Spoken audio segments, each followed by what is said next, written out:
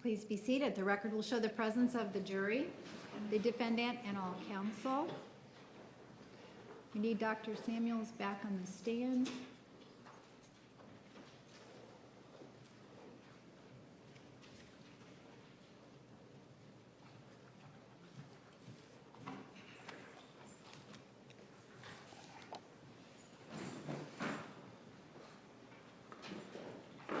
Good morning. Dr. Samuels, you are still under oath. Do you understand? Yes. We'll give you a moment to get situated. Okay.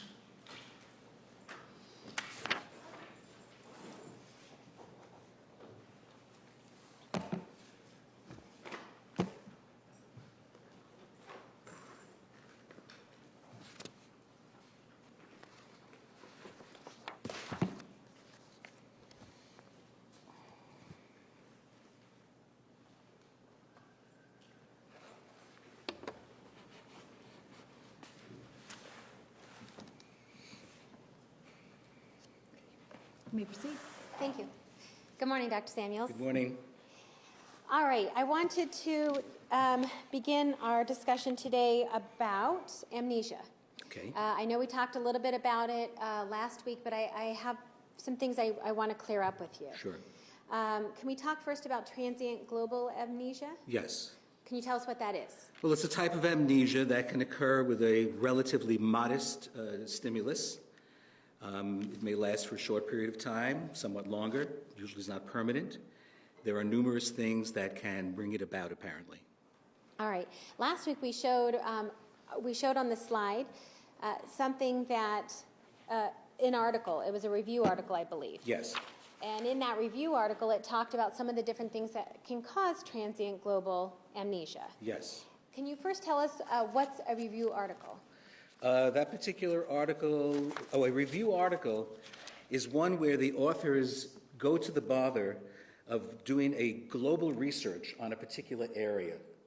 They read all of these articles, they synthesize some conclusions from those articles, and then they write a summary article, which is what I read. So you read the summary article? I read the summary article. There were 119 articles that were reviewed in there. All right. And in that summary article, did it talk about some of the things that can cause transient global amnesia? Yes. And on the slide last week, one of the slides talked about things like being immersed in hot water or cold water. Yes. Can that really cause transient global amnesia? Well, apparently it can. These were documented from patient reports and other examinations of cases that appeared in the archives of people who study these things. All right. And so what's the point of talking about transient global amnesia?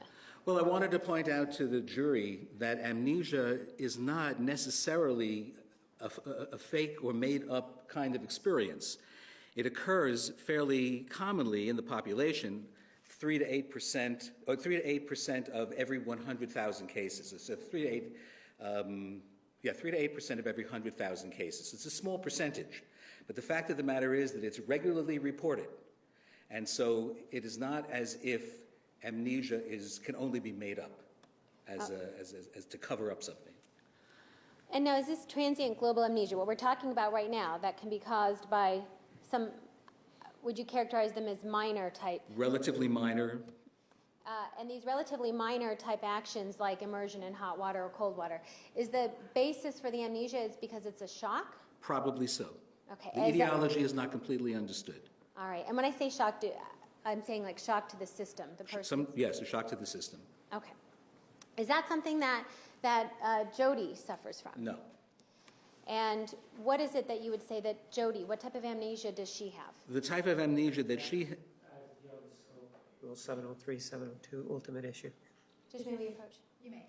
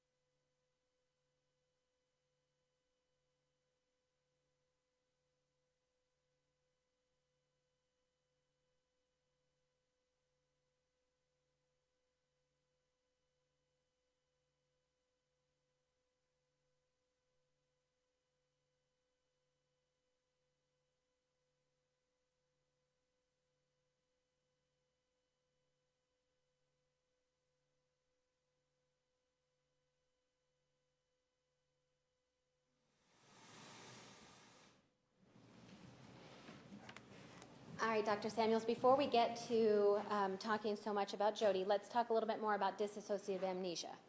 Can you tell us what it is? Dissociative amnesia is a form of amnesia.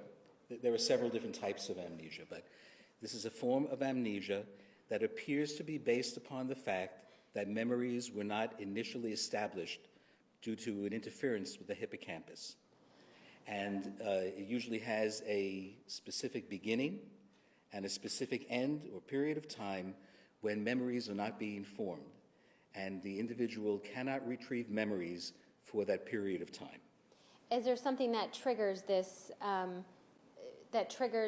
these memories not being formed? That's right. Generally speaking, they would be a very severe trauma, some severe incident. It could be a killing. It could be a bomb going off. It could be a number of different factors. Whatever it is, likely producing an acute stress disorder where the physiological changes that occur create a flow of chemicals to the hippocampus which blocks it from storing memory.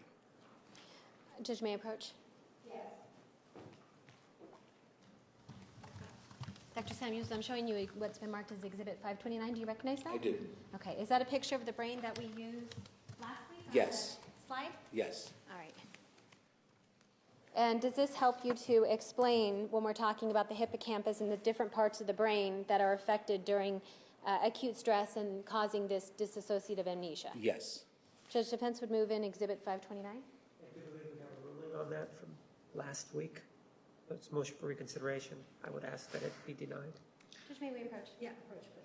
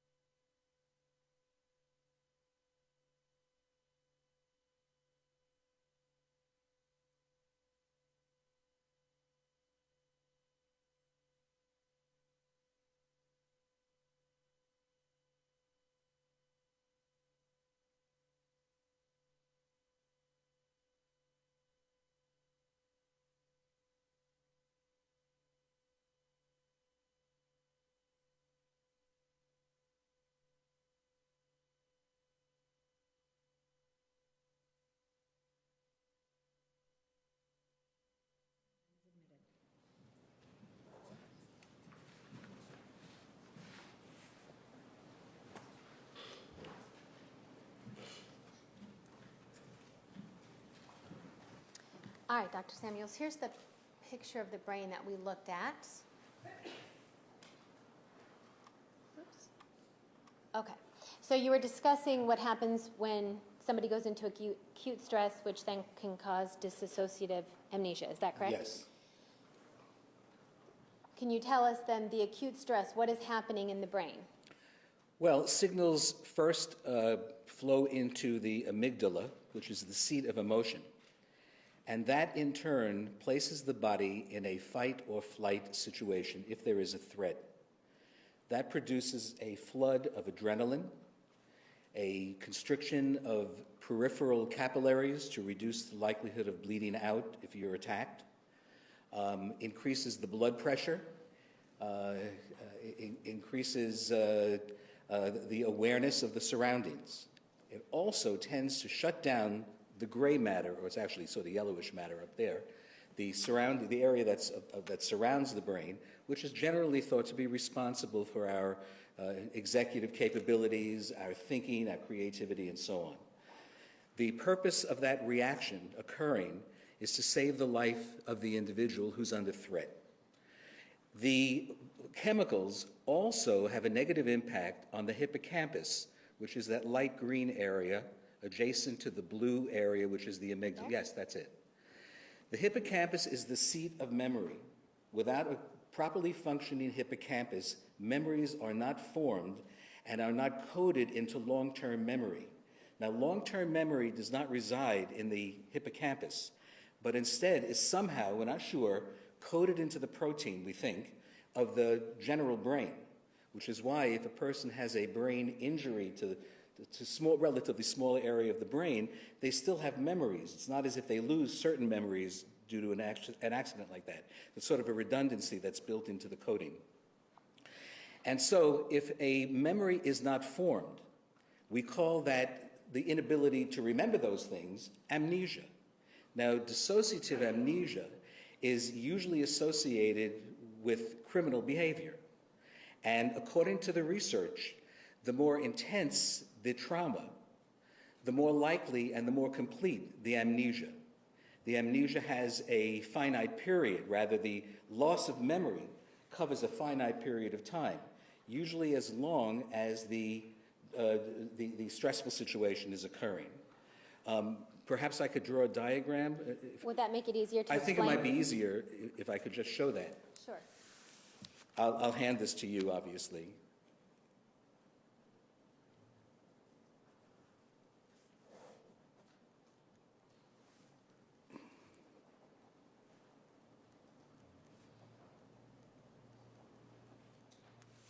Okay.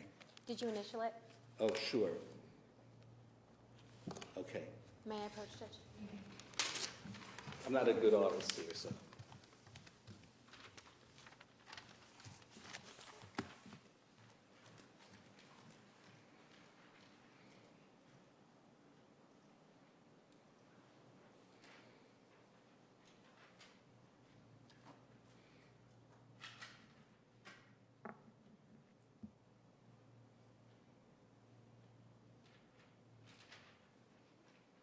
Hi, Dr. Samuels. You drew us a diagram that's been marked for identification as Exhibit 530. And the diagram, how does it help you explain what we're talking about? Basically, what it does is that it shows the function of normal memory and then interference with the capacity to remember, which produces a decline in the ability to store memories, and then a gradual return to more normal memory development. All right. Judge Defense would move to enter Exhibit 530 into evidence. No. 530 is admitted. Okay. All If you right. start off on the left-hand side. All right. You can actually touch your screen if you want to. Oh, great. Okay, terrific. So There's we a- have a memory. This is a memory function. Now, this is very arbitrary and pictorial. This is not exactly what goes on in the brain, but this is the easiest way to describe it. Our capacity for memory, let's say it's 100%. That doesn't look like 100% at all, but okay, say that's 100%. Until a trauma or stressful situation occurs. At that point, the chemicals start flooding into the hippocampus, interfering with its ability to store memories, and the capacity for memory begins to decline until it reaches some lower level. When the stressful situation is over, or the person is removed from the circumstances that create the stress, the chemicals stop flowing into the hippocampus. They are eventually washed out by other chemicals, and the capacity for the hippocampus to create new memories begins to return. And you can see a gradual increase. Now, this increase is not necessarily complete. It's not 100%. It's not like it was a light switch, one moment on, one moment off, and then on again. But it's a gradual and fairly sloppy return. That represents the loss of memory that we refer to as dissociative amnesia. And when somebody has this loss of memory, when they're down here at the bottom of the scale, or bottom of your drawing, do those memories, do they ever come back? If they're not there, they can't come back. They're simply not there. Now, what might happen is that it's possible that in the course of this, there are slight hills and valleys within this loss of capacity. So flashes of events may be vaguely remembered, but there's no way of knowing in advance whether that's going to happen. But the key is either all of the memory or the bulk of the memory is lost. And indeed, dissociative amnesia is associated with crimes that occur in a state of extreme emotional circumstances. And the more intense the crime or intense the distress, the more complete the amnesia tends to be. And when you say more complete, what do you mean? The loss is greater. The loss is more permanent. Most of what's occurred is not remembered, as opposed to perhaps some of it being remembered. All right. Now, last week you said that you had met with Miss Arias several times. Is that Yes. right? About how many times did you meet with her? I think we met about 12 times. And do you have an idea about how many hours you spent with her? Probably between 25 and 30 hours all told. But that did not include the time that I took to test her. I didn't add that time in. Oh, okay, so 25 or 30 hours of Yes. just speaking with her. Speaking with her. And then additional time when you did the testing. That's right. During that time, did you discuss, did she talk to you about what happened and what she could remember? Yes. Well, the first few times I met with her, as I mentioned, Thursday. I guess it was Thursday? Thursday. Thursday, okay. She did not reveal what actually happened. She was telling this story about intruders. I think that's... His characterization of what really happened, he's now vouching. He can tell us what she told him, but Sustained. Go ahead, you can continue. Okay. So that was the story that she was telling me. And at some point, Mr. Nurmi and I went to visit her, and we encouraged her to reveal the truth. And finally... I don't object to his characterization. It's a change in story. He can't say it's the truth. Sustained. Okay, I understand that. I understand. She changed her story and admitted to us that she had done the killing. Okay. And then after that point in time, did you discuss with her what had happened and the points that she remembered? Yes. And did you discuss with her the points, the gap in time that she did not remember? She remembered, and this was fairly consistent in the numerous times that I asked her this, because part of the examination process is to bring up the same area in several different ways. So it seemed pretty consistent to me that she remembered the point when she dropped the camera. Mr. Alexander, according to her story... Again, I would object.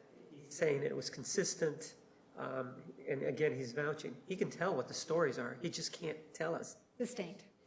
May I, Judge? With regard to the... Approach, please.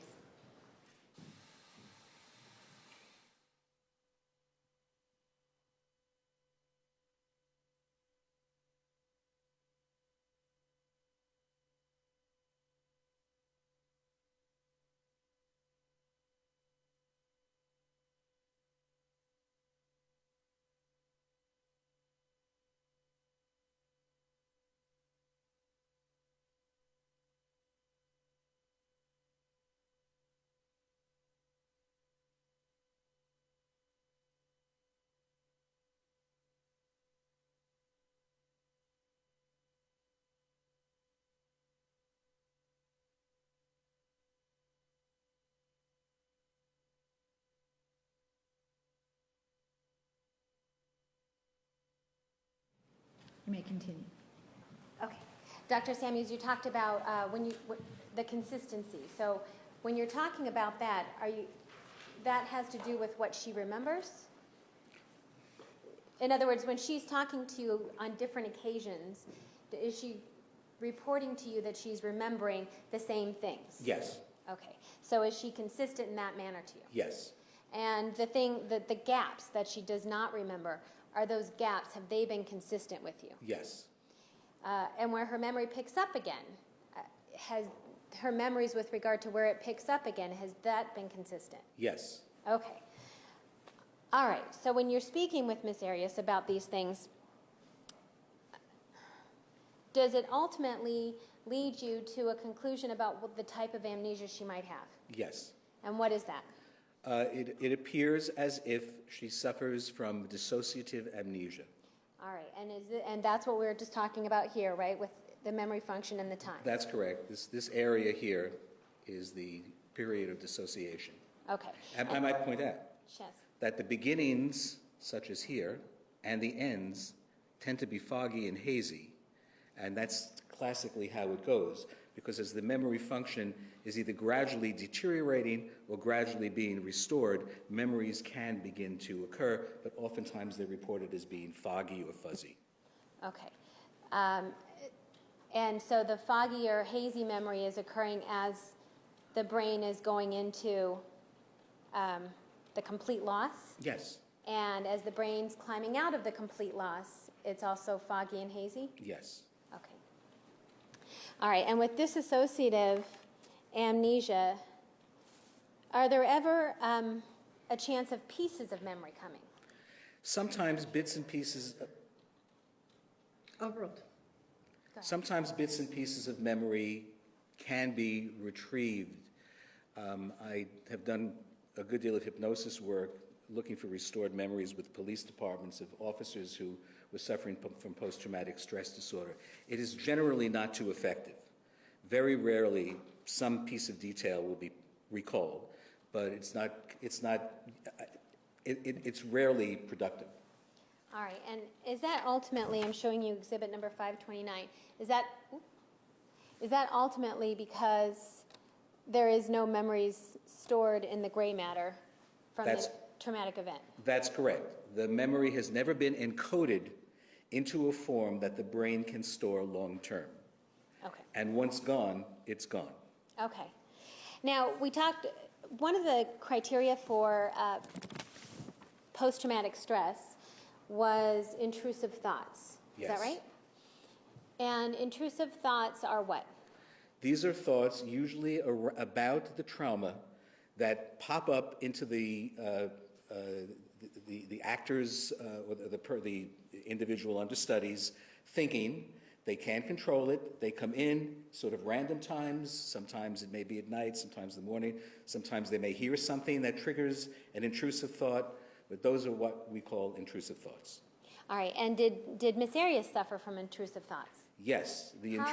Well, let me ask you, how can that be if she doesn't remember a big gap of what happened? The intrusive thoughts that were referred to me, that were mentioned to me, involve the beginning of this traumatic event. She recalled herself being chased. Object on the grounds of vouching. She reported remembering that he was threatening her life. And then at the end, she began to remember becoming reconnected to her environment while on that road in Arizona covered with blood. That's the other part of the intrusive memories. So the intrusive memories appear to be those that occurred at the very beginning of this trauma and as she was coming out of that hours later. So those were the intrusive memories that were repeated to me. All right, and so are those things that pop up into her memory without control? Yes. And is that what makes them intrusive? Yes, because you can't really control them. They just pop up. Okay. I forgot to ask you last week, with regard to, when we're talking about your education and work and profession, are there, with regard to psychology and medical doctors, Are there complaints that can be made? Yes, complaints can be made to the examination board by just about anyone, actually. And is there a specific area where doctors receive complaints more often than others? Well, obviously, it depends on your specialty, but in the field of psychology, complaints tend to cluster around custody disputes, and indeed that did happen to me once. Lack of foundation, how he knows that these complaints are clustered in that area. Sustained. Well, Judge, he just was finishing a sentence where he said he knows that because it happened to him. I'm going to sustain the objection. Dr. Samuels, do you know other psychologists? I know psychologists, I know people who are members of the board, I read the board listings, and it is very clear and well known. Well, before you say that. Yes. Knowing the other doctors that you know, and you said you read the board listings? The board of psychology produces, well, they used to do newsletters, now it's on the internet, indicating board actions against certain people. And is there a general thought that complaints against doctors occur in more areas, different areas than others, more Yeah. often in a different area? Yes.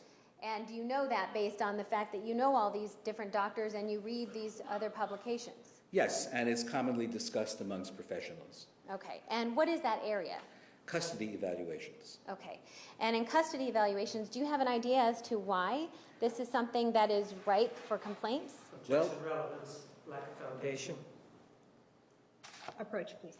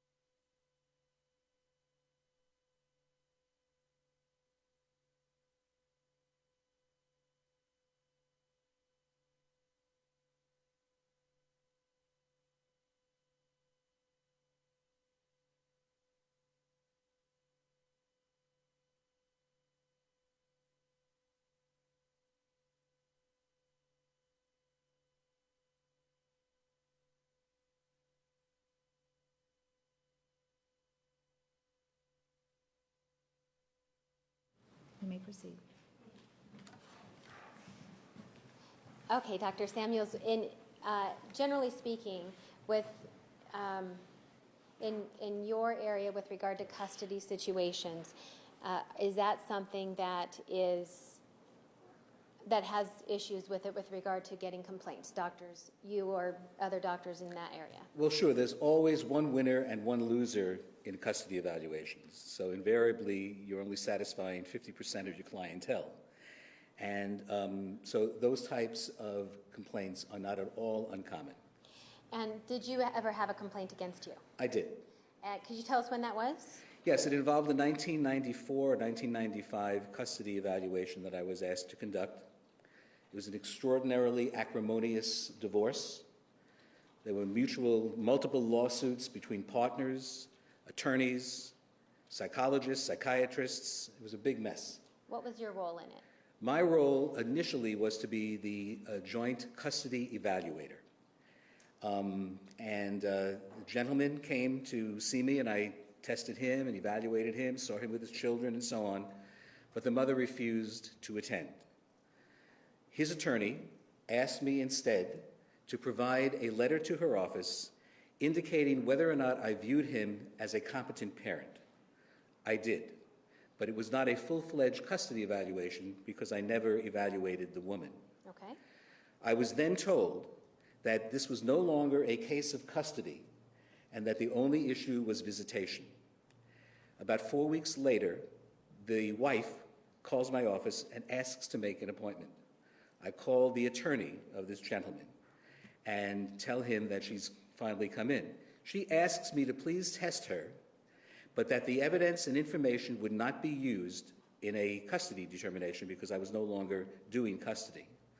I explained that to the woman who decided to come in with her children, and I observed her. And I made the observation that she too was a competent parent, no contraindications to either one of them parenting the children.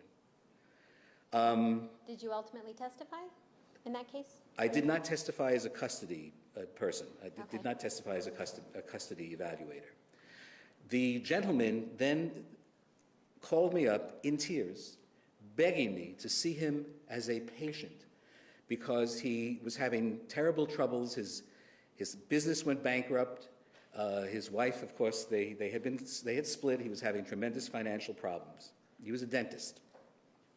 And he asked me to see him for therapy. Now, are you allowed to do that when you're a custody evaluator? Well, I formally contacted his attorney and I resigned as custody evaluator. And I stated that I would not testify as a custody evaluator. And since custody was no longer the issue, I felt appropriate with that. And of course, I obtained letters from the attorney releasing me from that role and so on. So I started seeing this gentleman.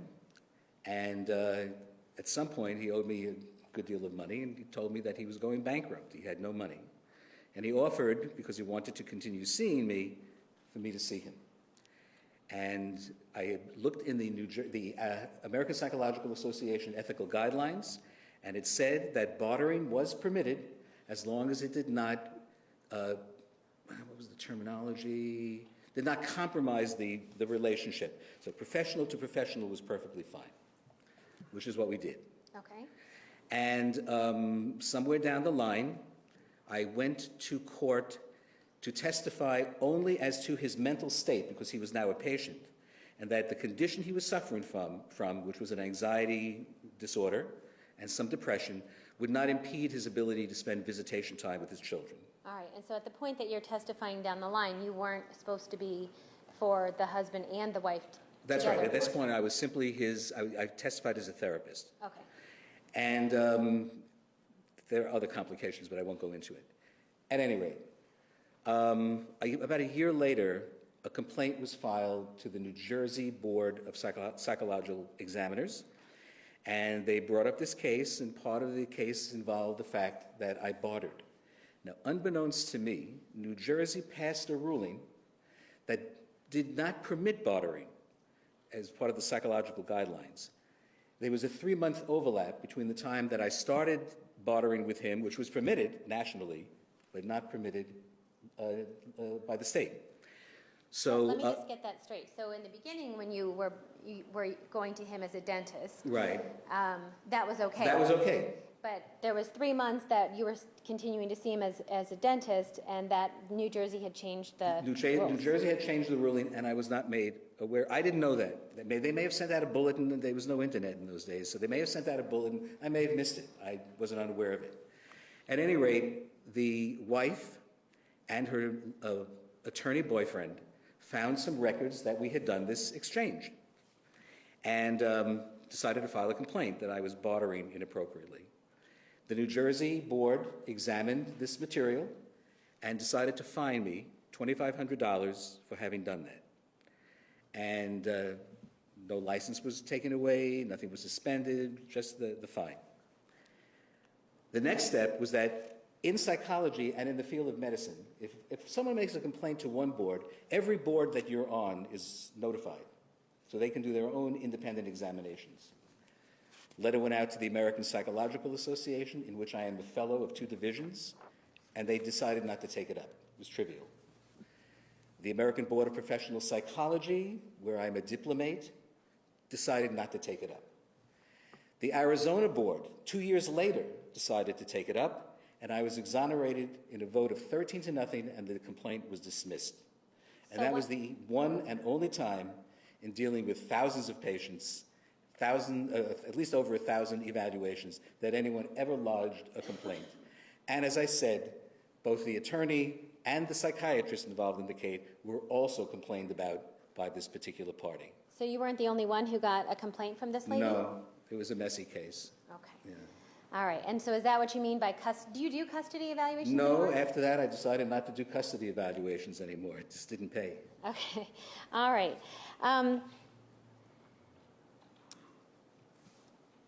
You talked, well, besides working with the phenomenon of PTSD quite a bit, you had mentioned earlier that you also work with sexually violent perpetrators and have done psychosexual risk assessments. Yes, when coming to Arizona in 1988, 89, or thereabouts, Arizona had passed a new law called the Sexually Violent. Yes.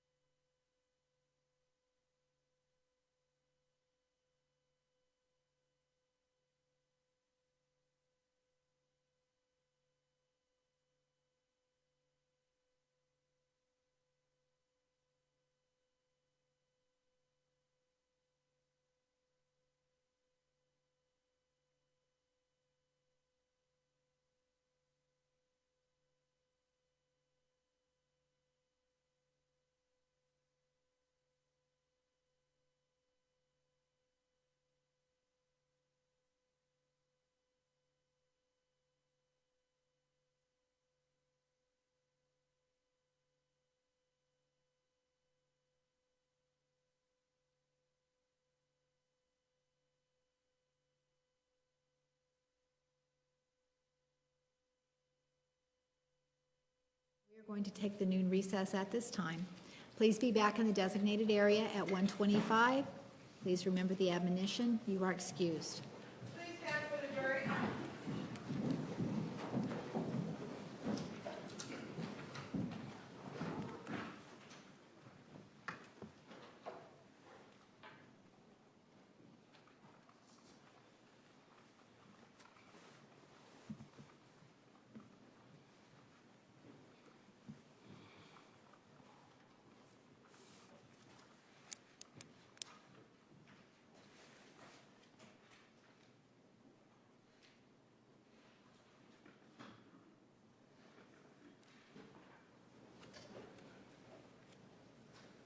The record will show the jury has left the courtroom. Dr. Samuels, you may step down. We are in recess until 1:25. Counsel, I will see you in chambers.